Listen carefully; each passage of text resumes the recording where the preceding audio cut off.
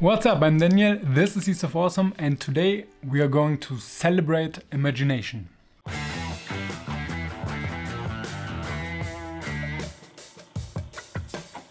So today I would like to introduce a new series, one that focuses on pieces of art and literature that have inspired me and that I want to pay a tribute to. So of course there are many things that have inspired me and my journey in art over the years, but I think very much of it started with fantasy literature. There is of course one usual suspect, that is the Lord of the Rings trilogy that I read at quite an early age and that started the fascination for the whole genre for me. Of course, this is not the version that I read 20 years ago. That's these here. That's what's left of my original Lord of the Rings books. I don't think I read them so many times, but it took me so long to read them, so not too much left here. So that's what started it for me. But there are a few series that left a big impression. There are two more. Wait. Of course, there was the Wheel of Time series. I sold my books since then because there are so many. Another series that was very dear to my heart was the Dragonbone Throne series. Ted Williams, I don't know, that's the correct translation. Yeah, but one other series stands out very much for me, and this was the Deathgate cycle.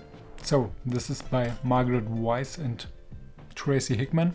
They are most known for the Dragonlance stuff, I think. This was another example of a book that I just stumbled upon, the first book in the series, and soon I realized that there are a few more, 7 in total. And this was a series that, like none of the other books that I mentioned so far, featured a world that was so different. All of them do to some extent, of course. So if we think about the magical places in the Lord of the Rings, of course, but here we had a world where there were different planes of the world, and then we had planes with these floating islands, and these floating islands that you see here, they left a big impression on me.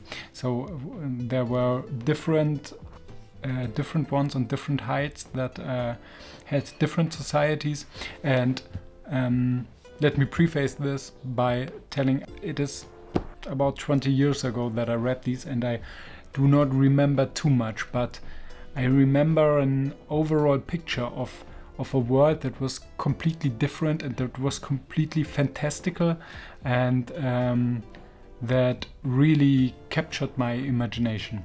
It all started out with a character emerging from a big deathly labyrinth, and this labyrinth has a big part in the whole series, and there is a really interesting magic system that features some kind of magical tattoos, if I remember correctly, kind of like tattooed runes that start to glow up. This concept of a completely different world and of flying islands is something that has stuck with me, and that is just like a symbol for the whole realm of fantasy, I guess. So I've found this picture here when I prepared for this print. That's a picture of Laputa, and when I think of Laputa, I thought of the Ghibli movie, of course, The Castle in the Sky, but hadn't realized that this is heavily inspired by Gulliver's Travels by Jonathan Swift. So that's something I've moved up in my reading list. So let me get this nice tome out, the Book of Symbols, which I can highly recommend. There we have a few images, but a few great selected texts on important images. And on the topic of the labyrinth, their labyrinthine spirals indicate the symbolic passageway from the visible realm of the human into the invisible dimension of the divine. So the labyrinth as a passageway from the human realm to the divine, maybe also to the imagination. The purpose of the labyrinth's frequent inclusion in initiatory rites is to temporarily disturb consciousness to the point that the initiate becomes confused and symbolically loses his way, or his rational, linear frame of orientation. As we have this concept of the labyrinth, and it's called Death Gate cycle, and the Death Gate is a feature piece in this world. And in the topics of gates or doors, gates stand between here and there, between the known and the unknown. At a psychological level, gates are found between the inner world and the outer, between sleeping and waking. And also, awesomely, the 7 liberal arts are referred to as the 7 gates. The last book of the series is called The Seventh Gate. So that's cool. All these play very well into this concept that I want to illustrate today. Paying an homage to the Death Gate cycle and to one other series that I haven't talked about yet, the Zelda series. And perhaps you found a few pieces already that are featured here. Now that Tears of the Kingdom has been published, you can guess that it is these flying islands that reminded me of this series. And also you have similar things. Check out this. I think I saw this in one of the trailers here, clearly referenced. So maybe not, but I was very reminded of the Death Gate cycle when seeing these elements here. And I haven't played Tears of the Kingdom yet, but I did play Breath of the Wild, and Breath of the Wild was a game that also, for me, like for many others, was able to completely capture oneself into another world. And this game did this so well, and so this is just another milestone in imaginative fantasy storytelling and experience for me, just as the Lord of the Rings and the Death Gate cycle were. So that is why today I wanted to create another artwork that references these two series here, that tries to capture this feeling of being at awe with the fantastical otherly world. As I like to put all the projects that I do into some kind of baskets, I call them tribes, and create like a mini brand for them. This is going to be a new brand. It's supposed to capture the fascination for different aspects of literature and art and culture that I would like to make a reference to. So we have to come up with something for that also. Now I think, let me grab my iPad, open up Art Studio, and then I will try to bring all of these elements together and throw them on the page, and we will see what's going to come out of it.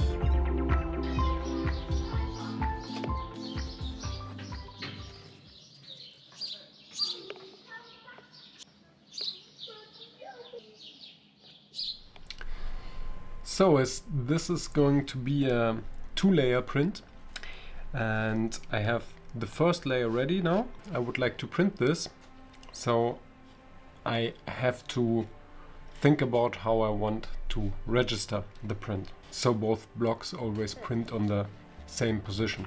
And since I would like to print this with oil colors, it's going to take a little bit more time to dry.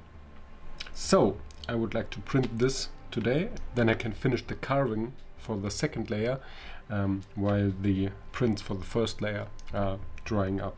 First thing that I did for the registration was I made the motif and the plan for the 2 colors in a way that it doesn't have to be 100% accurate. So I left all the elements with the second color. They have a little bit of a margin to the other color. So that's the first trick. And the second trick is to have something that helps aligning the print. When I'm putting color back on, then I can lay it here and mark where the paper goes, and it should be the same position than when I take the other block. So I found this piece of plastic, 3 mm, just like the lino, but the lino together with the backing is a little bit bigger, so it protrudes.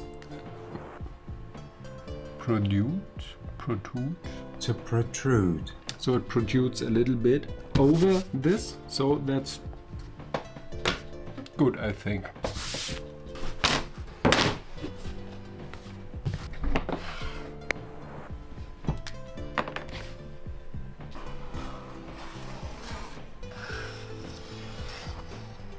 It's some kind of a little bit of a foamy plastic. It's a little bit squishy. The material in the end doesn't matter too much. And this one I can just cut it with the cutter, so it's easier than to use a little woodboard, and probably more durable than if I use just a paper cardboard thing. So this print is going to be an A5 sized print, and I would like to print it onto an A5 piece of paper. So I left a little bit of a border around here at the lino block, and the lino block is A5, the paper is A5, but then I would like to be able to use it if I want to use a bigger paper. So I think the biggest paper that I would probably use is an A4 paper.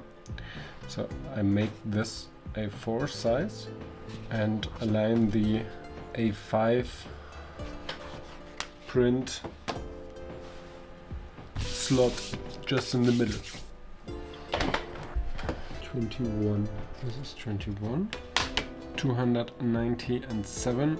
87 left, 43 and 41, 3.5 millimeters here.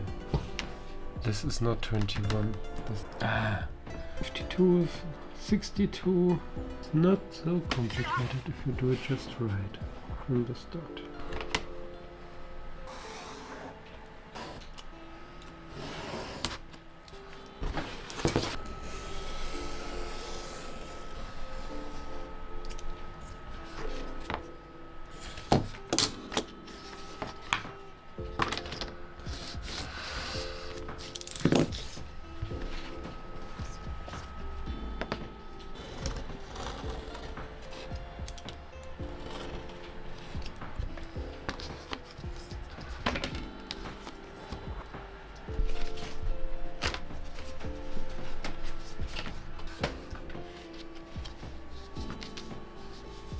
Now, since we have so much white space on this layer here, I think I will definitely get some ink in these spots here, when inking this block up.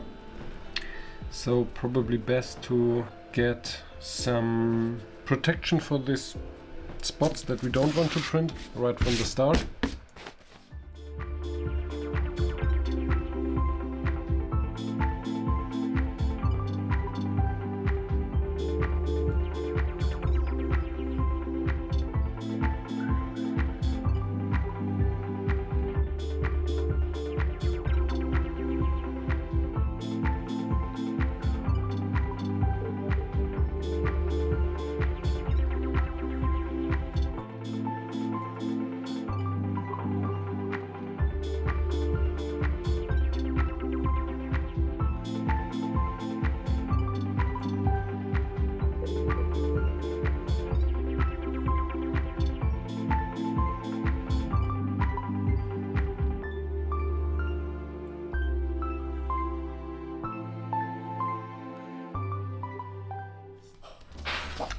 So this looks good. I think I would like to try using this paper here. 250 grams natural multimedia paper. The same one that I used for these stamp business card thingies here.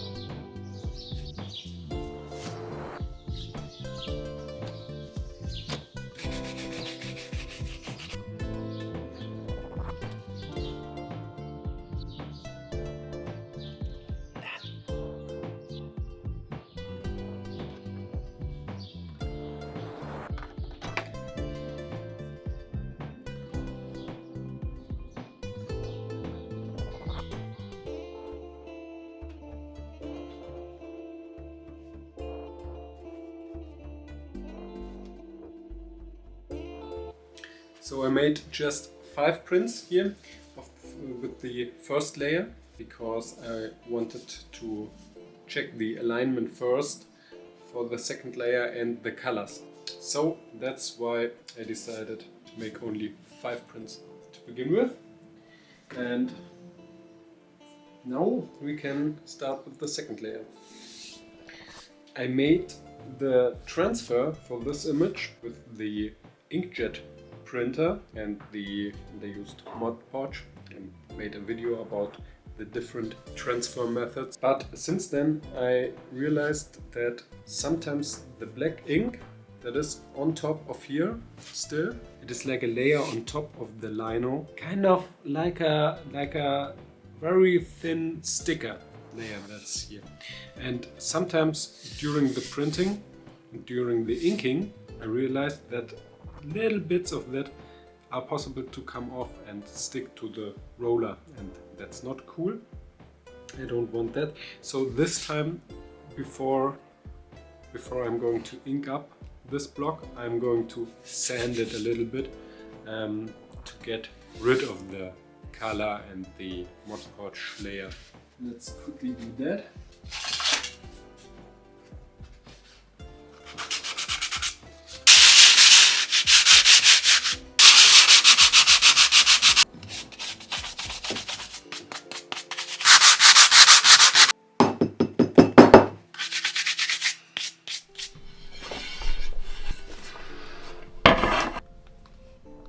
So this here is the color for the first print.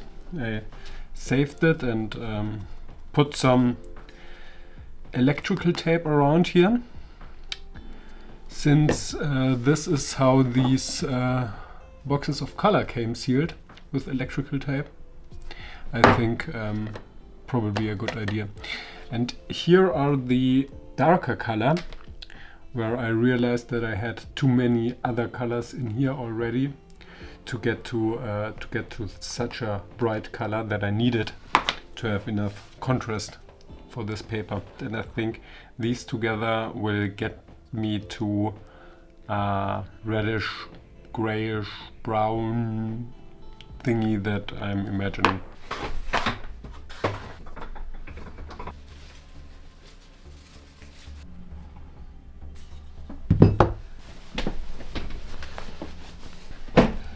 Someday I will fix this apron. Someday. But not today. Today we're going to mix some colors. I want the lighter color, the first layer, to be always on the bottom, so I can't print more than 5 today. Let's try and not have way too much ink here this time, maybe. And be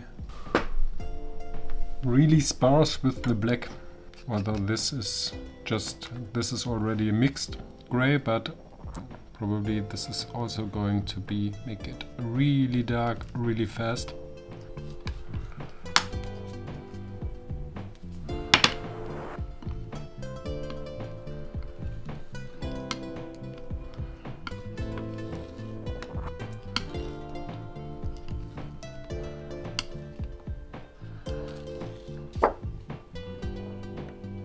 Yeah, from just the color here, I thought this is way too gray, but maybe if I see it on the paper here, then it doesn't look so far off from what I imagine. Little bit more red.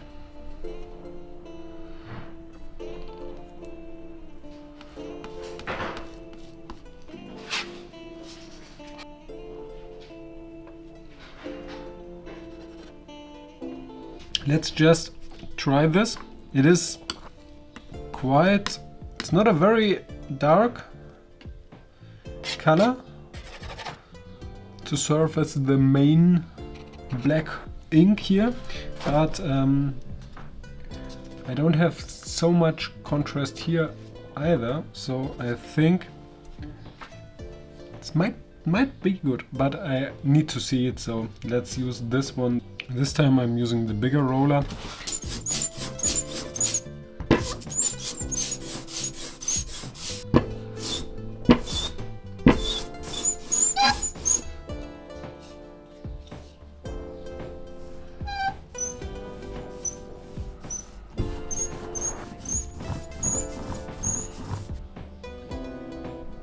Looks way too bright on this block here, the color, but let's wait and see how it comes together.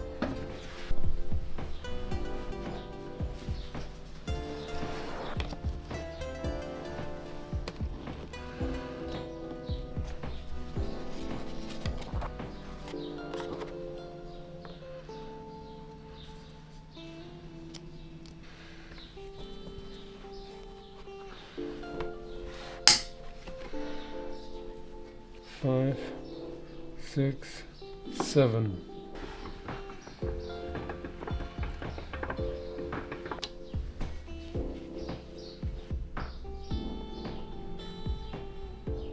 It's exciting. You know what? I think I love it.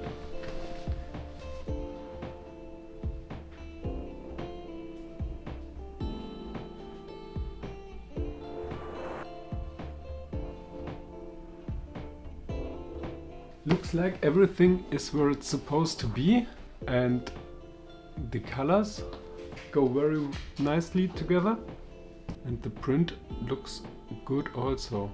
Maybe a little bit more pressure. Little bit.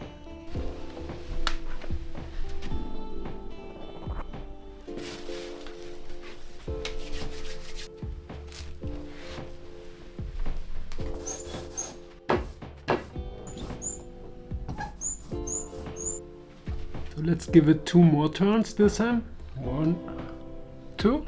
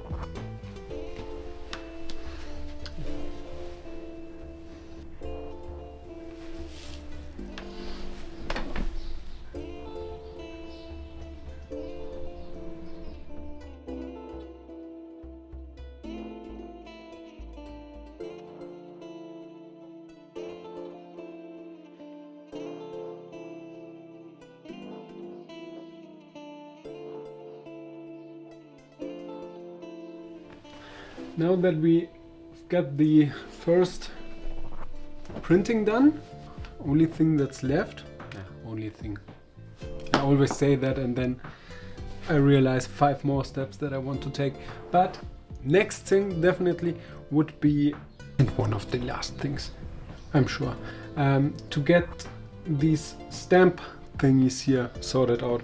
So in the layout I wanted to have 2 stamps this time. One East of Awesome stamp and the other one, the little raven one, the book, as this tribe is going to be called the Library Ravens. The Library Ravens, yeah. Since this here was a reference to the Zelda series, but more than this to the Deathgate cycle, there is going to be a little raven on the book here. Now we need to make another stamp for it.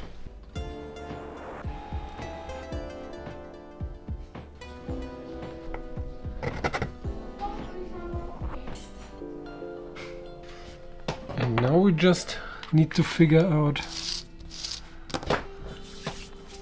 what color we want. This stamp will look about the same color as the main print color, so I guess the darker brown. Yeah, but I think I will go with the brown one.